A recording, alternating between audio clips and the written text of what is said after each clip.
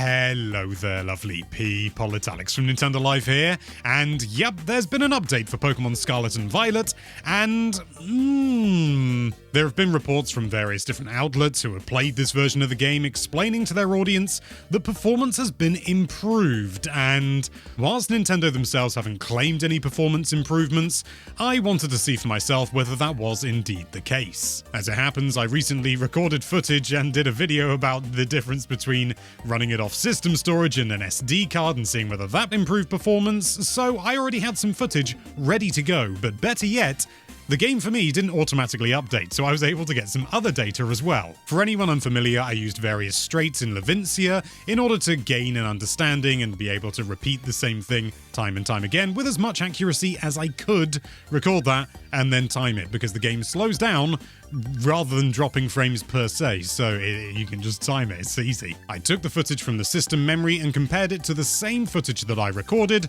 with this new version, and the results are well. So for this first trip in Levincia, the pre-patch time averaged out at 8 seconds and 41 frames, whereas the new version 1.1.0 averaged at 8 seconds and 26 frames. Oh, it's faster! That is a saving of a whopping 15 frames over the course of 8 seconds. And of course, this is recorded at 60 frames a second, so for Pokemon's gameplay standards, where it's capped at 30 frames a second, therefore you have to halve that, 7.5 frames. That's literally less than 1 frame a second. It's the difference between averaging at 25 frames a second and 26 frames per second. Frankly, unnoticeable. And then on the return strip, the final strip, the pre-patch was 8 seconds and 23 frames, and the post-patch, the current patch, 1.1.0, 8 seconds and 11 frames. Wowzers trousers, 12 frames difference. Chuckling aside, a small improvement like this, a minuscule improvement like this, is still an improvement.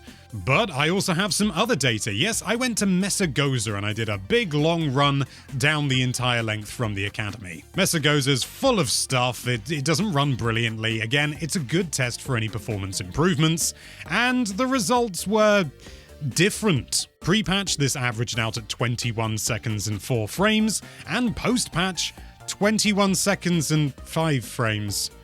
1 frame slower. And for context, that's 1 frame over the course of 21 seconds. So, frankly, nothing. Now, I do have to acknowledge that this is only 2 sections of the game and is not necessarily representative of other areas in the game, but this is what I can test, and so this is what I have to go by. If there had been performance improvements, you should expect to see them pretty much everywhere, certainly somewhere like Mesagoza, which is the hub of the game, isn't it? There could well also be improvements in things like UI responsiveness and various other factors that I am not able to test for, only general gameplay frames per second. But all the testing that I've done has come to the conclusion that there is no significant or even minor improvement. There is a minuscule performance buff, I suppose, improvement. It's barely worth mentioning.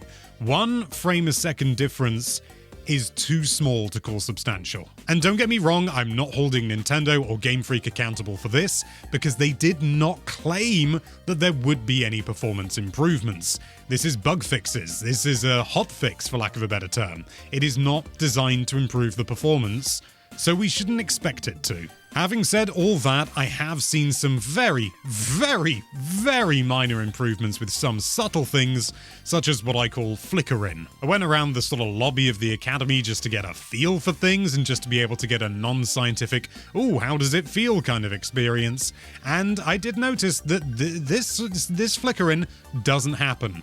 By the way, sorry, the flickering is pop-in when they kind of flicker before they actually properly appear. But when we're just outside in Mesagoza, it still happens. It maybe happens marginally less, but it really is really, really hard to tell. When it comes to any claims of improved performance in situations like this, always demand data, not just anecdotal evidence, because that can be explained away by so many different factors. For example, in this instance, people saying that it feels better have been forced to do a complete reboot of the game because of the update, and it has been shown before that a fresh boot can result in improvements in performance because of memory leak issues and other boring things that I'm not going to pretend to have a comprehensive knowledge of. Thank you so much for watching. If you like this video, then why don't you sprint down that subscribe button as fast as you can and see whether you can beat that time by just 1 frame, and be sure to check out NintendoLife.com for all sorts of lovely Nintendo-related content. Thank you again for watching. Bye-bye.